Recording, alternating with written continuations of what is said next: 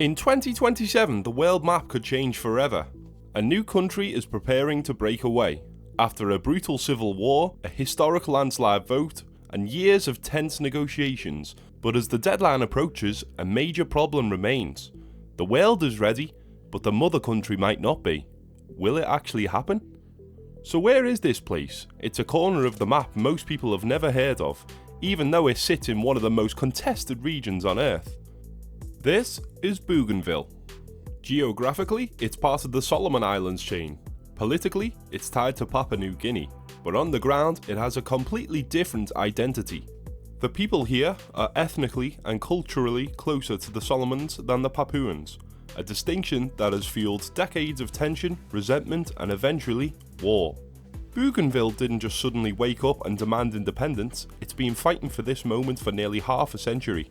To understand why Bougainville is breaking away, you first have to look at a giant hole in the ground. In the 1960s, one of the world's largest deposits of copper and gold was discovered in the heart of the island. It became the Panguna mine. At its peak, it was the engine of the entire Papua New Guinea economy, generating nearly half of the country's export earnings. Yes, half. Land that wasn't just property, but identity and history. But for the people of Bougainville, the mine wasn't a blessing, it was a curse. While the government in the distant capital grew wealthy, locals watched their ancestral land torn apart. Forests were stripped, entire communities were displaced, and most islanders saw almost none of the profit. Resentment built for years. Then in 1988, it snapped. A group of landowners led by Francis Ona began sabotaging the operation. Power lines were blown up, the equipment was destroyed. The mine was forced to shut down, but shutting down the mine didn't end the crisis, it triggered something far bigger.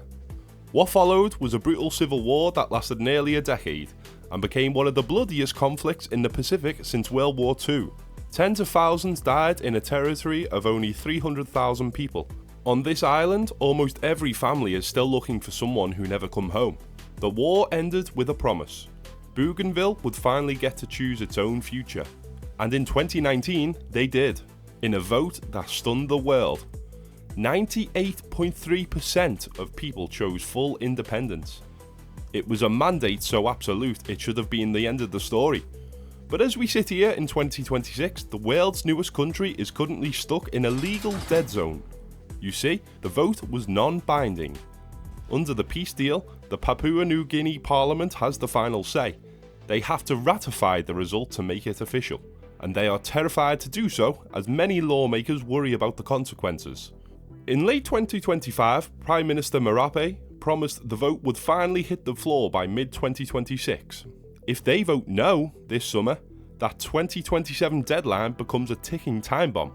Papua New Guinea is one of the most diverse nations on Earth. If they let Bougainville walk away with the Panguna mine's billions in gold, they fear the entire country would start to fracture, a domino effect that would end Papua New Guinea as we know it.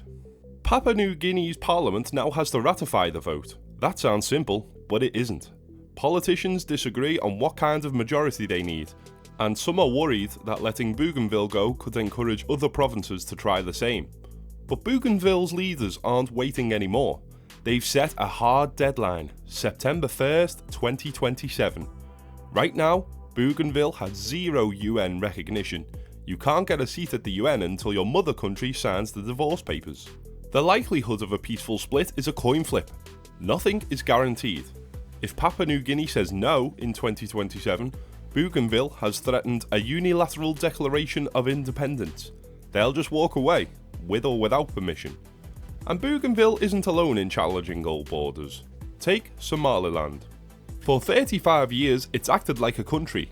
It has its own currency, its own army, and its own democratic elections, but almost no international recognition until December 2025, when Israel became the first UN member to formally recognise it. Now, the Horn of Africa is on a knife edge as the world realises old borders are actually moving. Then there's Greenland. For years, it's been quietly expanding its autonomy from Denmark. But as Arctic ice melts and rare earth minerals become more valuable, global powers are paying attention. The United States has already shown interest in the island, and if Greenland ever votes for full independence, it won't just be a Danish issue, it will be a superpower issue. And not far from Bougainville, New Caledonia has held multiple independence referendums in the last decade, each one narrowly choosing to remain part of France. But the margins are tight, and tensions are rising. From the Pacific, to the Arctic, to the Horn of Africa, the post-World War II map is starting to look less permanent than what we once thought. Which brings us back to Bougainville. If they succeed in 2027, they won't just be the world's newest country, they will be a symbol. A proof of concept that a small, determined people can reclaim their land from mining giants and colonial legacies.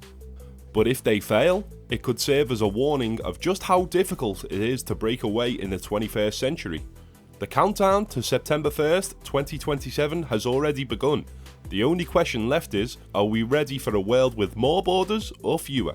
If Bougainville succeeds, who's next to redraw the map? Let me know in the comments, and subscribe to track the world's changing borders. Thanks for watching.